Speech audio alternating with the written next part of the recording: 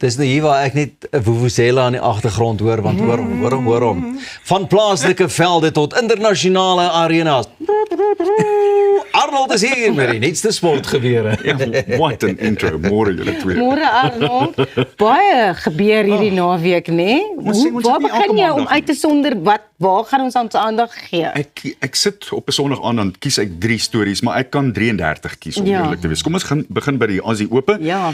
Tennis, Carlos Alcaraz het gister sy poging tot 'n loopbaan Grand Slam afgeskop met 'n 3-stel oorwinning oor die tuishoop Adam Walton by die Australiese Ope Tennis.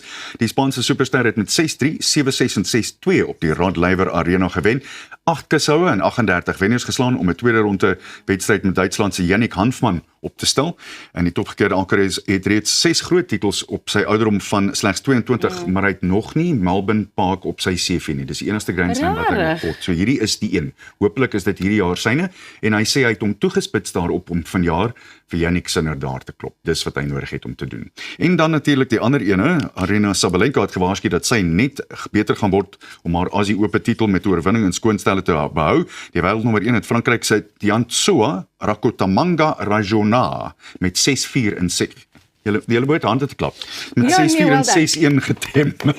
Ek dink net jy het die hele Sondagmiddag gespandeer om daarheen uit te spreek. Oor en oor en oor en oor. Is gewoonlik Pieter wat die moeilike name kry, maar well done Arnold. Well done. Ek het stil gebly op daai en sommer daai kant toe gekyk want ek's bang jy stuur daai teks oor en sê ek het hom try. Hier Pieter, try hom. Nee, kom. Ek gaan hom vir jou onderstreep, dan try jy hom. Daar's hy. Okay, jy lees so lank in die res, ek gaan net gou gefokus. Oefen so 'n bietjie.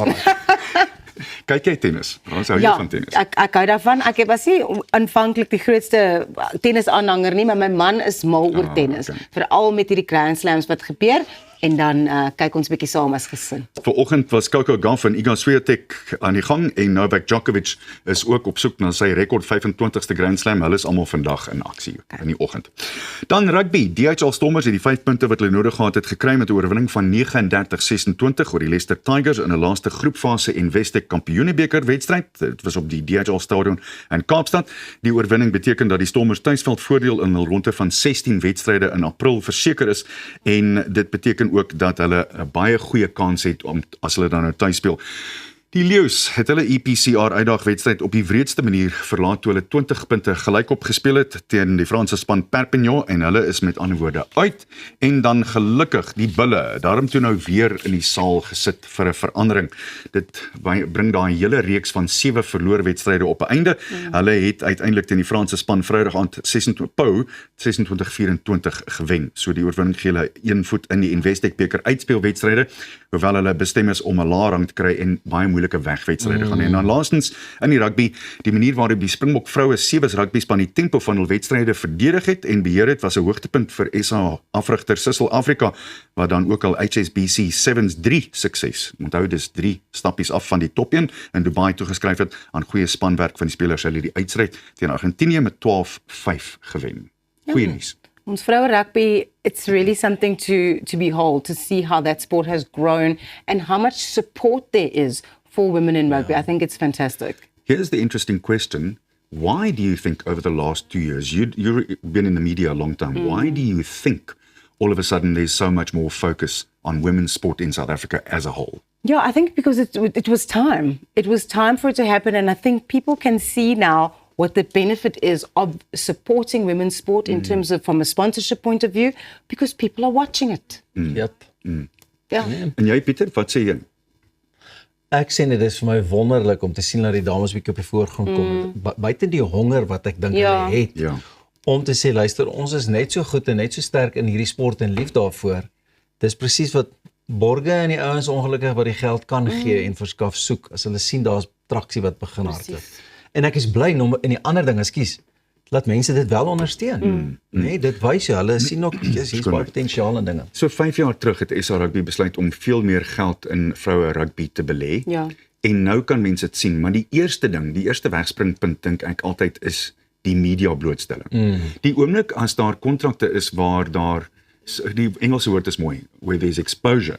Dan besluit een of ander borg Suzuki byvoorbeeld. Hier's 'n kans vir ons. Sit dit op die bors, kom ons en dan van daar af begin oë op skerms mense na die wedstryde toe trek, na die stadions toe trek en dis wat gebeur.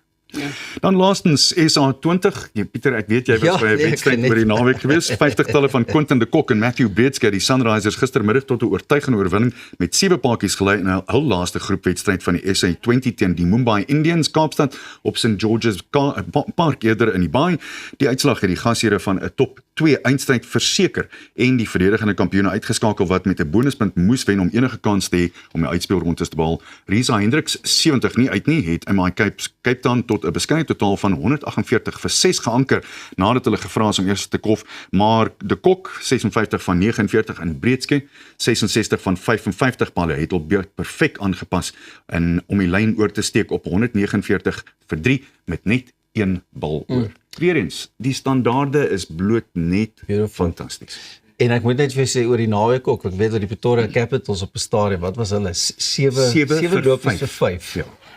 En teruggekom om te wen. En hulle vertel dit oor. Hierdie hele formaat van die SA20 dit is so opwindende formaat van die spel van cricket. Dit is regtig iets wat mense wil gaan bywoon, dis iets wat mense wil kyk op die TV.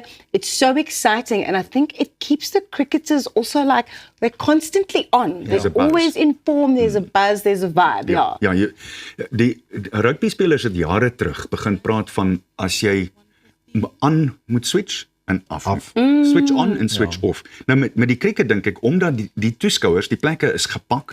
Daar's 2 miljoen rand op die spel as jy die bal uit die lug uit kan vang met een hand. They switched on all the time. Jy kan nie bekostig om nie te wees nie. En ek het so 'n mooi ding oor die naweek raak gelees van Jonty Rhodes. Baie min kykers sal hom onthou, maar in die 93 wêreldbeker was hy die grootste ster en hy was vir 12-15 jaar die beste veldwerker in die wêreld. En Jonty Rhodes se een motto was, die bal kom met elke aflewering na my toe.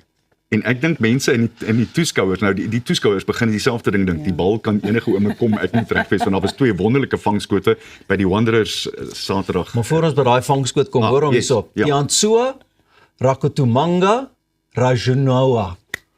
Baie mooi, Pieter. Sy het nou wel verloor, maar jy is vandag se wenner. Jy's 'n wenner. Jy's 'n wenner. Got that one hand. Dankie Arnold. Dis dan jou sport op 'n maandag op Goeiemôre Good Morning. Thys van Sail is net hierna hier met die finansies.